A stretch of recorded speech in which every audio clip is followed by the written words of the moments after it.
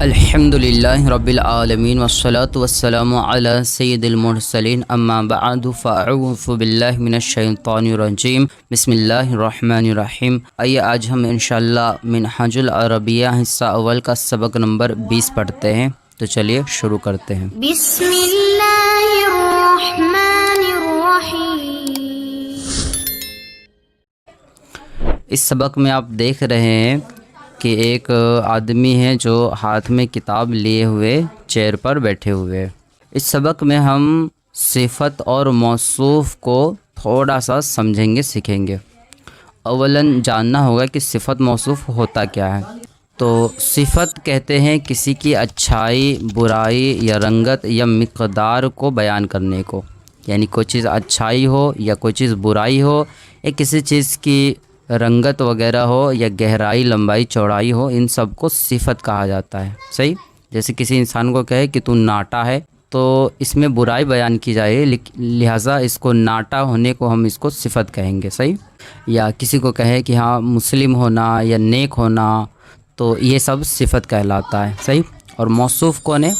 تو موصوف وہ ہے جس کی صفت بیان کی جائے، یعنی جس کے بارے میں ہم کہہ رہے ہوں گے کہ تو اچھا ہے یا تو برا ہے یا تو ایسا ہے یا ویسا ہے، تو یہ جس کے بارے میں کہہ رہے وہ انسان خود موصوف کہلائے گا، یعنی صفت والا، اور جو اگلا بیان کریں گے خوبی یا برائی وہ صفت کہلائے گا۔ تو چلیے باقی ہم آگے سمجھتے ہیں۔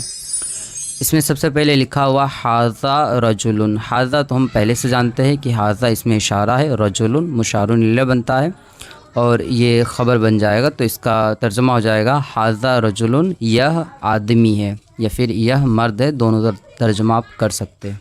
آگے لکھا حاذا رجل مسلم۔ یہاں پر صفت موصوف لاگو ہے۔ صفت موصوف یوں لاگو ہے کہ حاذا تو ایک ہو گیا اس میں اشارہ، لیکن رجل مسلم یہ صفت موصوف ہے۔ پہچاننے کا طریقہ یہ ہوگا کہ آخری میں اگر دونوں پر ایک جیسا اعراب آتا ہوگا، یعنی دو پیش ہو یا دو زبر ہو یا دو زیر ہو یا پھر سنگل پیش سنگل دونوں پہ آتا ہو آخر میں، تو یہ سمجھے صفت موصوف ہوتا ہے۔ یعنی ان دونوں کا پہچان یہی ہوتا اکثر کہ دونوں کا اعراب جو ہے وہ سیم آتا ہے، یعنی پیش آئے گا تو دونوں پہ پیش آئے گا، اور زبر آئے گا تو دونوں پہ زبر، زیر آئے گا تو دونوں پہ زبر زیر سیم آئے گا۔ تو اس کا مین چیز یہ ہے کہ اس کا ترجمہ الٹ کریں گے۔ جیسے حاذا رجل تو یہ مرد ہے، ہم نے پیچھے ابھی کیے، لیکن مسلمون تو ہونا یوں چاہیے کہ یہ آدمی مسلمان ہے، لیکن یہ ترجمہ نہیں ہوگا، بلکہ اس کا یوں ترجمہ ہوگا کہ پہلے مسلم کا ترجمہ کریں گے۔ جیسے ہم کریں گے حاذا رجل مسلمون، یہ مسلمان آدمی ہے۔ صحیح؟ تو یہ یاد رکھیے کہ صفت موصوف میں ترجمہ الٹ ہوتا ہے۔ پہچاننے کا طریقہ یہ ہوگا کہ دونوں کا اعراب سیم ہوگا۔ جیسے دیکھیں رجل میں لام پہ دو پیش ہے، تو مسلمن کے بھی میم پر دو پیش آ رہا۔ صحیح؟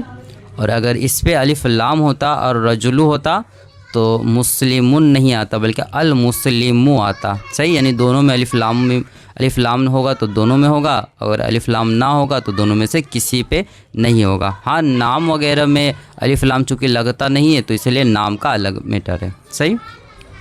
آگے لکھا ہے لہو خلقن۔ لہو میں لام حرف جار ہے اور ہو ضمیر جو ہے وہی ہے جو پیچھے کی طرف لوٹتا ہے، جو ہم نے پیچھے پڑھے تھے۔ تو ہو کا معنی وہ ہوتا ہے، لیکن جب بیچ میں آئے تو اس کا ہم معنی اس وغیرہ کر لیتے ہیں۔ تو اس ہوا، اور لام کا معنی کے لیے ہم نے پیچھے پڑھے تھے سبق نمبر 6 میں، کے لیے کا معنی ہوتا ہے، لیکن جب کسی سے مل کے ضمیر وغیرہ کے ساتھ آتا ہے تو عموماً اس کا معنی کا کر لیا جاتا ہے۔ صحیح؟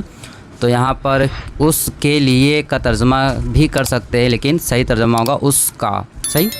یعنی اس کے لیے یہ بھی ترجمہ کر سکتے ہیں، اور صحیح جو مفہوم میں اچھا ترجمہ ہوگا وہ ہوگا اس کا۔ صحیح؟ اور خلقن، خلقن کا معنی ہوتا اخلاق، یعنی بہت ساری خصلتیں۔ صحیح؟ تو لہو خلقن اس کے اخلاق ہیں، یہ چونکہ خلقن جمع اسی لیے ہیں کا ترجمہ ہم کر لیں گے۔ صحیح؟ اس کے اخلاق ہیں۔ آگے لکھا ہے لہو خلقن طیبن۔ تو لہو تو وہی ہے جو ابھی ہم نے پیچھے پڑھے، لہو تو اس کا۔ صحیح؟ یا اس کے، خلقن کا معنی وہی اخلاق، اور طیبن کا معنی اچھا، تو اس کے اخلاق اچھے ہیں، یہ سیدھا سیدھا ہو جائے گا ترجمہ۔ اچھا یہ بھی آپ کے ذہن میں آئے گا کہ ہاں بھائی وہاں تو رجل مسلمون میں تو آپ نے کہا کہ الٹ ترجمہ ہوگا کیونکہ دونوں کا اعراب سیم ہے، صفت موصوف ہے، یہاں بھی سیم ہے کہ قاف پر 2 پیش ہے، با پر بھی 2 پیش ہے، تو اس کا ترجمہ الٹ کیوں نہیں ہوگا؟ تو اس لیے نہیں ہوگا کیونکہ صفت موصوف میں ایک شرط یہ بھی ہوتا ہے کہ موصوف جو ہوتا ہے وہ اسم ذات ہوتا ہے، یعنی کسی ذات کو کور کرتا ہو، یعنی کسی کا نام ہو یا کسی چیز کو اچھے سے وہ بیان کرتا ہو، یعنی خوبی کو بیان نہ کرتا ہو بلکہ اس کا اپنا ایک نام ہو یا پھر ذات جو ہے کسی چیز میں جاندار وغیرہ بھی آ جاتا ہے۔ تو رجلن چونکہ ایک آدمی ہوا، ٹھیک ہے، تو آدمی ہونا کسی کا خوبی نہیں ہوتا ہے، آدمی عورت ہے وہ اپنی جگہ ہے، مرد اپنی جگہ، یہ خوبی تھوڑی ہوا نا، یہ اس میں ذات کہلائے گا۔ اب آدمی کے لیے نیک ہونا یا برا ہونا یہ خوبی ہوگا، تو خلقن یہ خود صفت ہی ہے، یعنی یہ تو اخلاق ہے نا، کسی انسان کا نام یا کسی انسان کو تھوڑی کہا جا رہا ہے، لہٰذا یہ صفت موصوف نہیں کہلائے گا، یعنی کہلائے گا تو دونوں کو صفت ہم کہہ سکتے ہیں کیونکہ خلقن اخلاق اور اچھا یہ بھی صفت ہی ہے، تو اس لیے اس کا ترجمہ الٹ نہیں ہوگا، تو ہو جائے گا اس کا ترجمہ لہو خلقن طیبن کا، اس کے اخلاق اچھے ہیں۔ آگے لکھا ہے فی یدہ کتابن، فی کا معنی تو ہم نے پیچھے ہی پڑھے تھے کہ میں ہوتا ہے، اور یدن کا معنی ہوتا ہے ہاتھ، یدن، اور ہا جو ضمیر ہے وہ پھر پیچھے لوٹ جائے گی رجلن کی طرف، یعنی ہم نے جو پیچھے پڑھے نا آدمی، یہ آدمی ہے یا مسلم آدمی ہے وغیرہ وغیرہ، تو اسی کی طرف یہ ہا ضمیر لوٹ جائے گی۔ اصل میں یہاں جو لکیر لگا ہے وہ ید کے لیے لگا ہے، تو یدن کا معنی ہوتا ہے ہاتھ، تو پھر اس کا ترجمہ ہو جائے گا ہی کا معنی اس کر لیں گے، اور فی کا معنی میں، اور یدن کا معنی ہاتھ، تو اس کے ہاتھ میں، صحیح، اور کتابن کتاب ہے، صحیح، تو اس کے ہاتھ میں کتاب ہے۔ آگے لکھا ہے فی یدہ کتابن عربی، تو اس کے ہاتھ میں کتابن، تو اس کا مطلب تو کتاب ہے، عربی تو اس کا مطلب عربی۔ اب چونکہ یہ کتاب ہونا صفت نہیں ہے، اس لیے اس کا بھی ترجمہ ہم صفت موصوف والا کر لیں گے، عربی کتاب ہے یا ایک عربی کتاب ہے، چونکہ کتابن کے بارے میں یا نکرہ کسی بھی ورڈ کے بارے میں ہم نے پہلے بھی بتائے سمجھائے تھے کہ اس کا 2 ترجمہ ہوتا ہی ہوتا ہے، جیسے کہ ہم یہاں پر یوں بھی ترجمہ کر سکتے ہیں کہ اس کے ہاتھ میں ایک عربی کتاب ہے، یا اس کے ہاتھ میں عربی کتاب ہے، صحیح، ایک کا بھی ترجمہ اس کے اندر کر سکتے ہیں آپ، صحیح۔ آگے لکھا وَفِي ذَلِكَ الْكِتَابِ مِنْهَاجٌ جَدِيدٌ، واو کا معنی تو اور ہو گیا، فی کا معنی میں، اور اس میں ذالکہ کے ساتھ لے لیں گے، ذالکہ کا معنی اس ہو جائے گا چونکہ بیچ میں آیا، تو اور اس میں الکتابی یعنی اس کتاب میں منہاج جدید، یہاں منہاج جدید کو ہم الٹ کر لیں گے ترجمہ، کیونکہ جدید کا معنی نیا، اور منہاج جو ہے وہ طریقہ کو کہتے ہیں، تو ایک نیا طریقہ ہے، آپ یہ بھی ترجمہ کر سکتے ہیں، صحیح، تو اور اس میں ایک نیا طریقہ ہے، یعنی اس کتاب میں، اور اس کتاب میں ایک نیا طریقہ ہے۔ آگے لکھا ہے ذالک الرجل مشغول بالقراءۃ، اس کا ترجمہ تو ہم سیدھا سیدھا کر لیں گے کہ وہ آدمی پڑھنے میں مشغول ہے، ذالک کا معنی وہ، رجل کا معنی، الرجل کا معنی آدمی، تو وہ آدمی مشغول ہے، بالقراءۃ تو پڑھنے میں مشغول ہے، ٹھیک ہے۔ آگے لکھا ہے ھذا لسان عربی، تو لسان جو ہے پہلی مرتبہ ہے، اس کا مطلب ہوتا ہے زبان، صحیح۔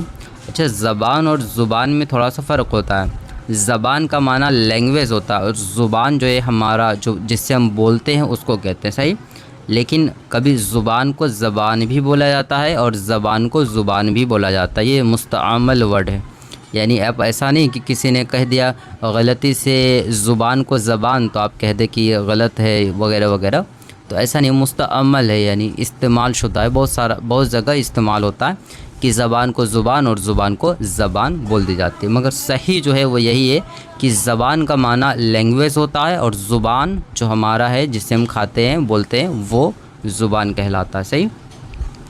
تو یہ عربی زبان ہے، صحیح۔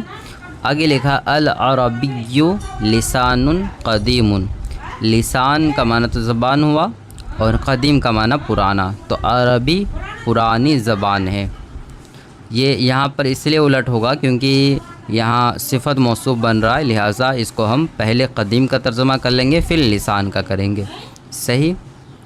آگے لکھا ہے وَهُوَ لَازِمٌ لِكُلِّ صَغِيرٍ وَكَبِيرٍ، اور وہ لازم ہے، اور وہ لازم ہے لِكُلِّ، ہر کے لیے، ہر ایک کے لیے، کس کے لیے؟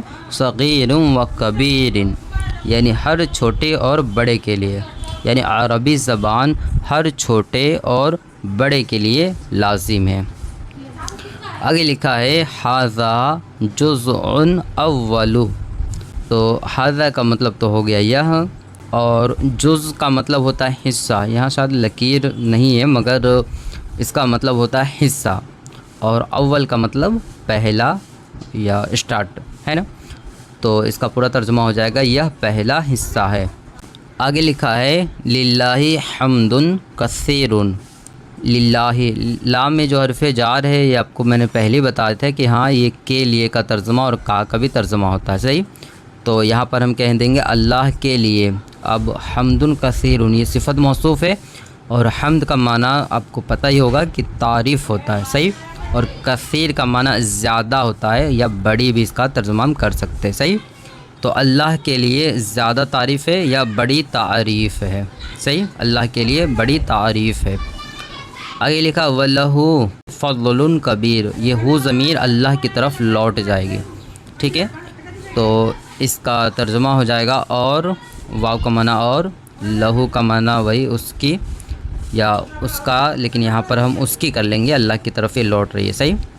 تو اور اس کی بڑی مہربانی ہے، فضل کبیر، تو کبیر کا ترجمہ ہم پہلے کریں گے، فضل کا معنی مہربانی، تو اس کا بعد میں کریں گے، تو بڑی مہربانی ہے، صحیح؟ اور اس کی بڑی مہربانی ہے۔ آگے لکھا ہے ھذا درس سہل، یہ آپ کے لیے تو بڑا ایزی ہے، ہر بار پڑھتے آئے۔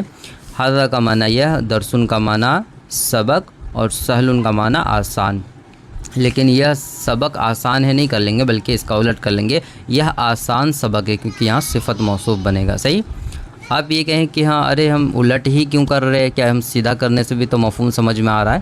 تو مفہوم سمجھ میں آ رہا ہے، ٹھیک ہے، مگر اس کا قاعدہ جو ہوتا ہے وہ یوں ہوتا ہے کہ اپنا اس طرح ہی کریں گے کر کے، اور اگر اس کا الٹ کر لے تو کیا غلط ہو جائے گا؟ تو غلط نہیں ہوگا، لیکن خوبصورت ترجمہ جو کہتے ہیں وہ نہیں ہو پائے گا، صحیح؟ تو امید کرتا ہوں سمجھ گئے ہوں گے۔ آگے اسئلہ ہے اور ترجمہ وغیرہ وہ انشاءاللہ ہم اگلی ویڈیو میں سمجھیں گے۔ جزاک اللہ خیرہ۔ السلام علیکم ورحمۃ اللہ وبرکاتہ۔